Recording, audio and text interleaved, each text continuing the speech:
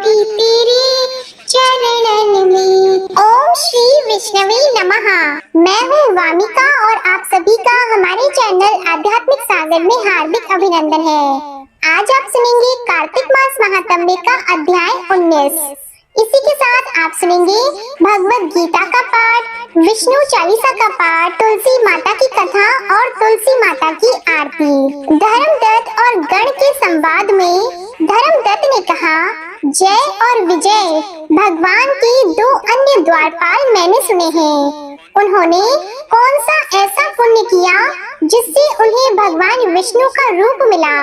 गण बोले, हे द्विज, तृण बिंदु की देवहूति कन्या से करदम जी की कृपा दृष्टि से वे दो पुत्र हुए। दोनों पुत्रों में बड़ा जय और छोटा विजय हुआ।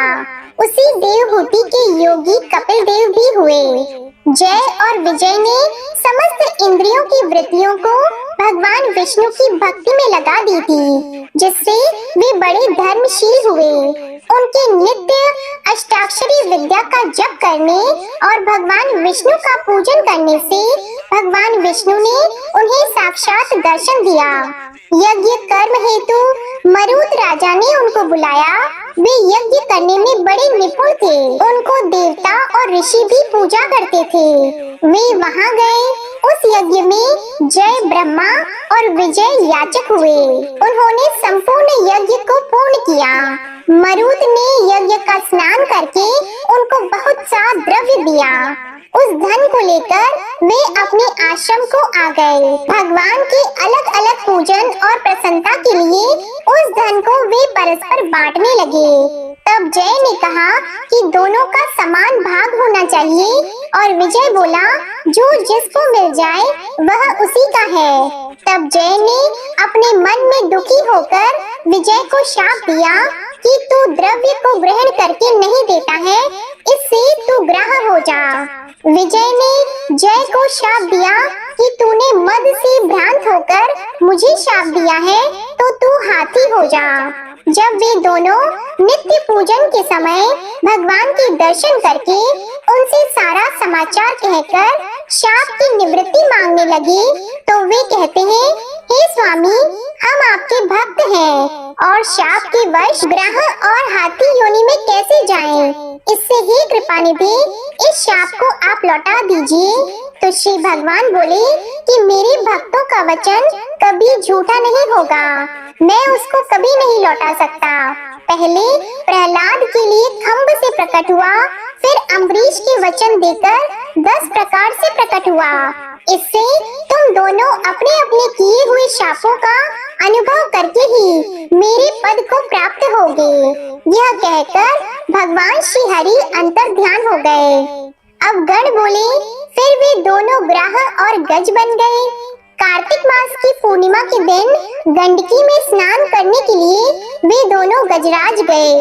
उस शाप के कारण ग्राह ने उस गज का पैर पकड़ लिया।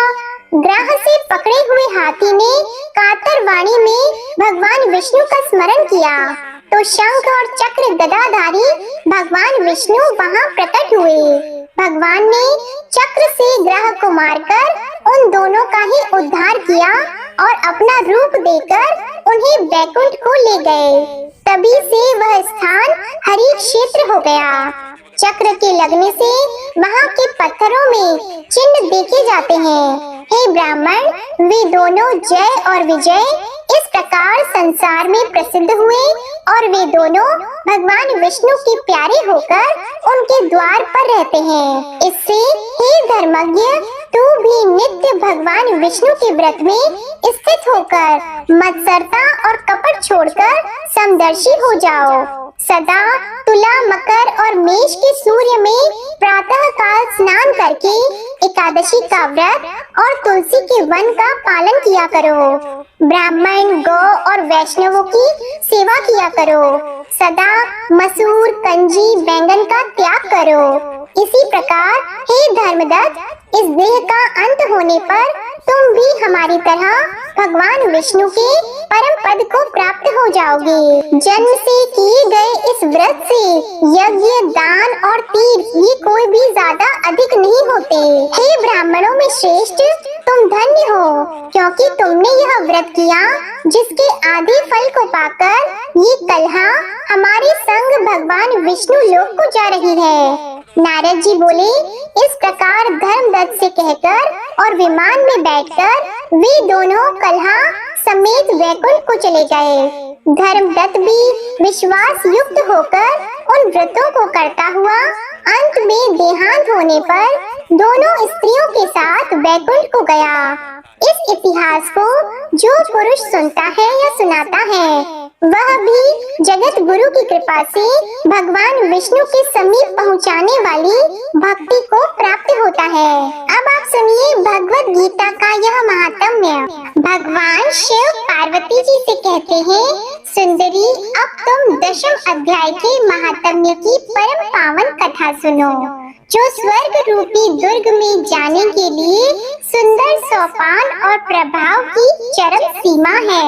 काशीपुरी में धीर बुद्धि नाम से विख्यात एक ब्राह्मण था जो मुझ में प्रिय नंदी के समान भक्ति रखता था।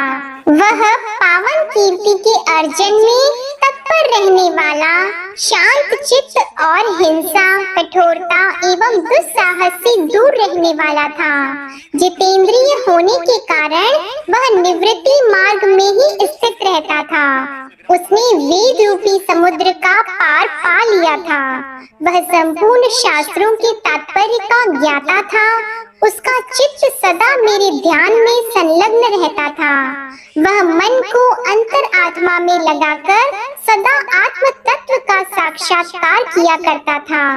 अतः जब वह चलने लगता तब मैं प्रेम वश उसके पीछे दौड़ दौड़ कर उसे हाथ का सहारा देता रहता था।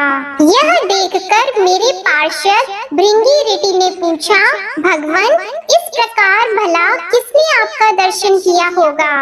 इस महात्मा ने कौन सा तप, होम अथवा जप किया है कि स्वयं आप ही पद पद पर इसके हाथ का सहारा देते चलते हैं? भृंगी का यह प्रश्न सुनकर मैंने इस प्रकार उत्तर देना आरंभ किया। एक समय की बात है, कैलाश पर्वत के पार्श्व भाग में पुन्नाग वन के भीतर चंद्रमा की अमृतमय किरणों से धुली हुई भूमि में एक वेदी का आश्रय लेकर मैं बैठा हुआ था। मेरे बैठने के क्षण भर बाद ही सहसा बड़ी जोर की आंधी उठी। वहाँ के वृक्षों की शाखाएं नीचे ऊपर होकर आपस में टकराने लगी। कितनी ही टहनियाँ टूट टूट कर बिखर गई। पर्वत की अविचल छाया भी हिलने लगी। इसके बाद वहाँ महान भयंकर शब्द हुआ जिससे पर्वत की कंदराएं प्रतिध्वनित हो उठी। तदंतर आकाश से कोई विशाल पक्षी उतरा जिसकी कांति काले मेघ के समान थी। वह कंजल की राशि, अंधकार के समूह अथवा पंख कटे हुए काले पर्वत सा जान पड़ता था। पैरों से पृथ्वी का सहारा लेकर उस पक्षी ने मुझे प्रणाम किया और एक सुंदर नवीन कमल मेरे चरणों में रखकर स्पष्ट वाणी में स्तुति करनी आरंभ की। पक्षी बोला, देव आपकी जय हो। आप चिदानंदमयी सुधा के सागर तथा जगत के पालक हैं। सदा सद्भावना से युक्त एवं अनासक्ति की लहरों से उल्लसित हैं। आपके वैभव का कहीं अंत नहीं है। आपकी जय हो। अद्वैत वासना से परिपूर्ण बुद्धि के द्वारा आप त्रिविध मलों से रहित हैं। आप जितेंद्रिय भक्तों के अधीन रहते हैं तथा ध्यान में आपके स्वरूप का साक्षात्कार होता है। आप अविद्यामय उपाधि से रहित, नित्य मुक्त, निराकार, निरामय, असीम, अहंकार शून्य, आवरण रहित और निर्गुण हैं। आपके चरण कमल शरणागत भक्तों की रक्षा करने में प्रवीण हैं। अपने भयंकर ललाट रूपी महासर्प की विष ज्वाला से आपने कामदेव को भस्म किया है। आपकी जय हो। आप प्रत्यक्ष आदि प्रमाणों से दूर होते हुए भी प्रामाण्य स्वरूप हैं। आपको बार बार नमस्कार है। चैतन्य के स्वामी तथा त्रिभुवन रूपधारी आपको प्रणाम है। मैं श्रेष्ठ योगियों द्वारा चुंबित आपके उन चरण कमलों की वंदना करता हूँ जो अपार भव पाप के समुद्र से पार उतारने में अद्भुत शक्तिशाली हैं। महादेव साक्षात बृहस्पति भी आपकी स्तुति करने की धृष्टता नहीं कर सकते।